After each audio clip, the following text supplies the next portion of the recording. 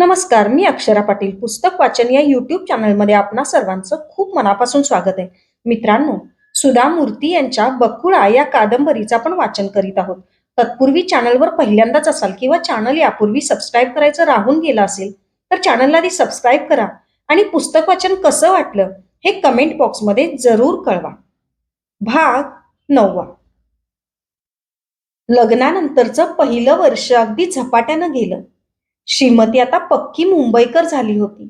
पण मुंबई पालथी घालायचा, नवनवीन ठिकाणांना भेटी देण्याचा सुरुवातीचा उत्साह आता मावळला होता. अलीकडे तिला खूप एकटं वाटत असे. आपण आपला अभ्यास पूर्ववत सुरू करावा असं वाटू लागलं होतं. श्रीकांतने पण या कल्पनेचं मनापासून स्वागत केलं. मुंबईतल्या फ्लॅटमध्ये एकटी राहून आपली बुद्धिमान पत्नी आयुष्य वाया घालवते आहे या विचाराने श्रीकांतला कधी कधी वाईट वाटायचं. तिने पुढचा अभ्यास सुरू करावा ही कल्पना त्याने उचलून धरली. पण नेमकं त्याच सुमारास गंगाकांकडून एक पत्र आलं आणि त्यामुळे या बेतावर पाणी पडलं. गंगाकाने लिहिलं होतं, श्रीकांत, तुझ्या शिक्षणासाठी मी तुझे मामा शिनाप्पा आणि माझा चुलत भाऊ श्याम या दोघांकडून मिळून 1,00,000 रुपयाचं कर्ज घेतलं होतं. आता शिनाप्पाच्या रत्नाचं लग्न ठरलंय. श्यामने नवीन घर बांधायला घेतलंय. दोघही आता पैसे परत मागतायत, तेही लवकरात लवकर. तू 10,000 रुपयांचे 10 हप्ते पाठवून दे. दोघही स्वभावाने चांगले असल्यामुळेच त्यांनी या पैशांवरचं व्याज मागितलेलं नाही. कदाचित तू शिनापाच्या मुलीशी लग्न करायला नकार दिल्यामुळे नाराज होऊन त्यानं आता या पैशाची मागणी केली आहे की काय कोण जाणे. कळायला काही मार्ग नाही.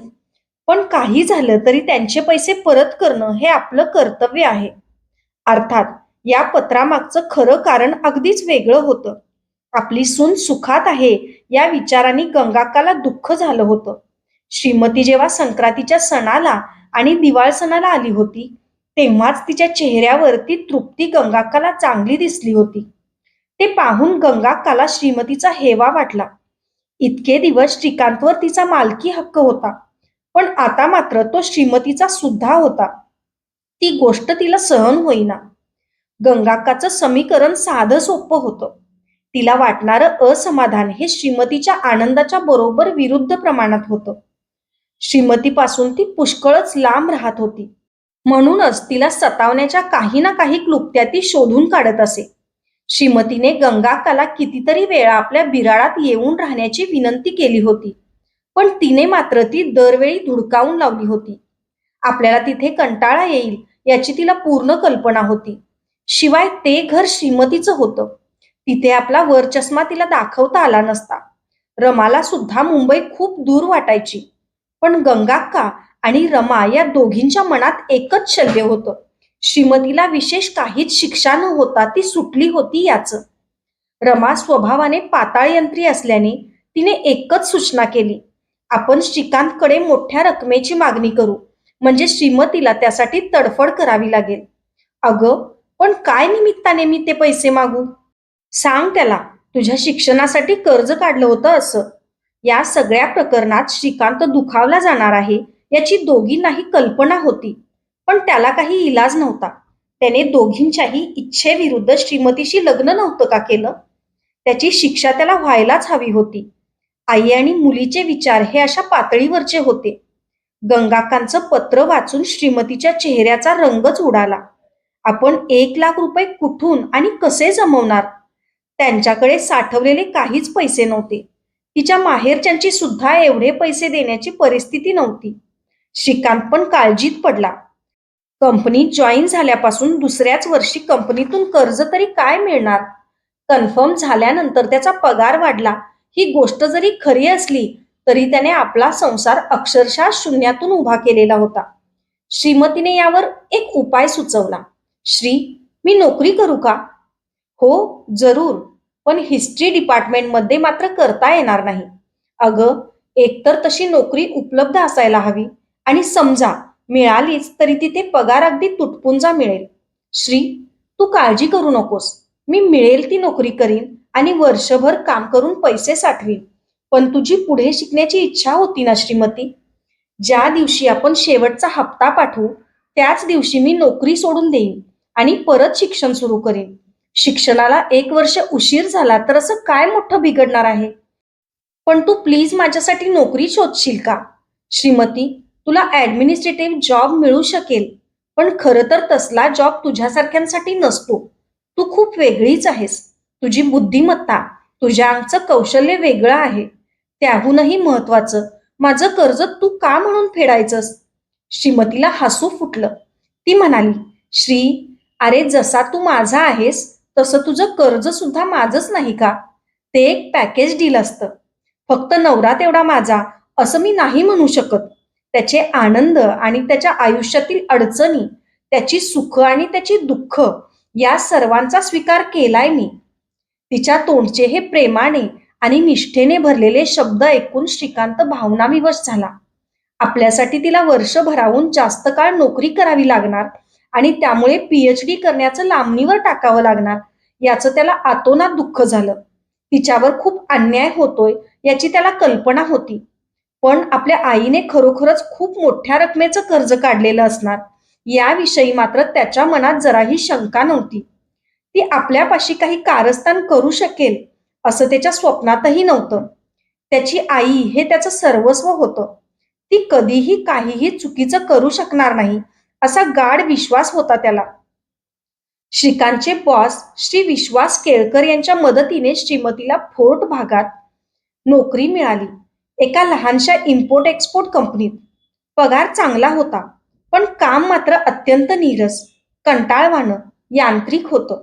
श्रीमतीला रोज सकाळी 7 वाजता घरातून निघावं लागायचं आणि परत यायला संध्याकाळचे 7 वाजायचे. श्रीमतीने जरा चाचरत अस्वस्थ मनाने ती नोकरी धरली. तिचे बॉस मिस्टर फारुख मोदी हे फारशी होते. ते स्वभावाने अत्यंत कनवाळू होते. त्यांच्या कंपनीत खूप जास्त संख्येने स्त्रिया नोकरीला होत्या. कारण स्त्रिया पुरुषांपेक्षा कष्टाळू आणि मेहनती असतात असा मिस्टर फारुख मोदी यांचा विश्वास होता. इथे श्रीमतीला ज्या स्त्रिया भेटल्या त्या विभिन्न पार्श्वभूमी असलेल्या होत्या. प्रभादेवीला राहणारी मराठी मुलगी नलिनी बापट, कुलाबा पारसी कॉलनीत राहणारी मारुख मास्टर, कल्याणची शांता अय्यर. श्रीमतीला तिथलं कामाचं स्वरूप मुळीच आवडायचं नाही, पण तिला तिथल्या त्या सगळ्या स्त्रियांच्या सहवासात वेळ घालवणं मात्र आवडायचं. काम तसं फार कंटाळवाणं होतं, पण पैसा मिळवणं एवढं एकच उद्दिष्ट सध्या तरी तिच्या डोळ्यासमोर होतं. ती त्या स्त्रियांबरोबर कधीतरी बाहेर फिरायला, खरेदीला जायची. पण ती स्वतः मात्र कोणती गोष्ट विकत घेण्यात एक पैसाही खर्च करत नसे.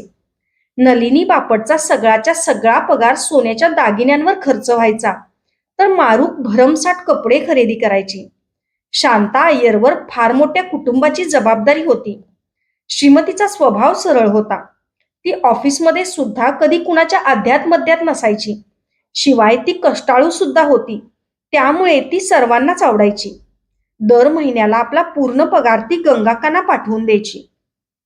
इतकंच नव्हे, तर श्रीकांतच्या पगारातून थोडेफार पैसे वाचवून ते सुद्धा पाठवायची. गंगाक्काला जेव्हा पहिला हप्ता पोहोचला, तेव्हा तिचा आनंद गगनात मावेना. त्या पैशातून रमासाठी दागिन्यांची खरेदी करण्यात आली. रमाला सुद्धा फार आनंद झाला. श्रीमतीच्या घामाचा हा पैसा आहे याची त्या दोघांनाही कल्पना नव्हती. श्रीमतीने आपल्या सुखाचा, आपल्या भविष्याचा त्याग करून ते पैसे पाठवले आहेत हे त्यांच्या गावीही नव्हतं आणि त्यांना जरी हे समजलं असतं तरी त्यांना कुठे त्याची पर्वा होती. 15 महिने नोकरी केल्यानंतर श्रीमतीने राजीनामा द्यायचा निर्णय घेतला. श्रीमती ही नोकरी सोडण्यात फार मोठी चूक करते आहे असं तिच्या ऑफिसातील सर्वच सहकारी मैत्रिणींचं मत होतं. नलिनी बापटने तर तिला स्पष्टच सांगितलं, श्रीमती, तू स्वतःचा पैसा कमवत राहणं फार महत्वाचं आहे. तुझ्या नवऱ्याला कितीही पगार असला तरीही त्याचा पैसा हा तुझा कधीच होऊ शकणार नाही. एक दिवस असा येईल, तो म्हणेल, हे पैसे माझे आहेत, मला पाहिजे तसे मी ते खर्च करणार आणि समजा तुला काही घ्यायचं वाटलं तर तुला पूर्णपणे त्याच्या मेहरबानीवर अवलंबून राहावं लागेल. शांता अय्यर म्हणाली, नलिनी, जरा व्यवहारीपणाने विचार कर. तुला घरी विशेष काही काम नसतं. जास्त पैसा मिळाला तर त्यात काय वाईट आहे? भविष्यात काय वाढून ठेवलंय ते कुठं माहीत असतं आपल्याला. शिवाय आपली कंपनी पण चांगली आहे.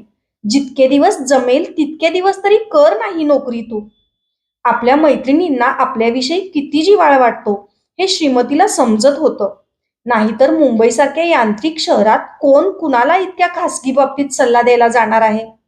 तिने त्यांना सांगितलं, तुम्ही सगळ्यांनी मला मनापासून सल्ला दिलात, त्याबद्दल खरंच थँक्यू.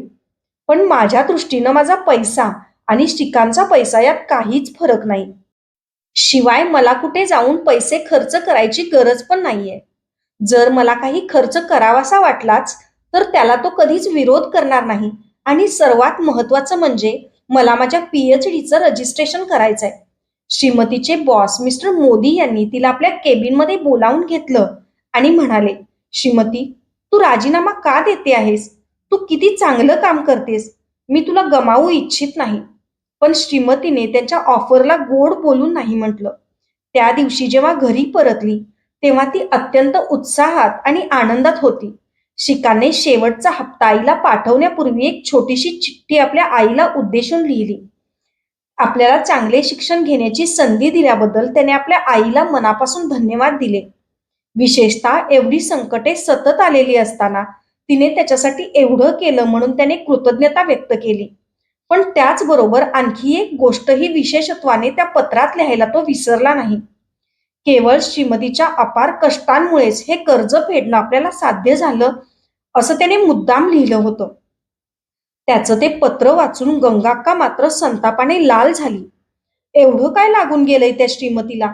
नाहीतरी तिने लग्नात हुंडा तर काहीच आणलेला नव्हता. मग तिने हे कर्ज फेडलं तर काय बिघडलं? अशाच नवनवीन आणि विविध विषयांवरच्या कथा, कविता आणि पुस्तकांसाठी पुस्तक वाचन बाय अक्षरा पाटील हे चॅनल सबस्क्राईब करा आणि बकुळा ही कादंबरी पुस्तक वाचन कसं वाटलं ते कमेंट बॉक्समध्ये जरूर कळवा. थँक्यू.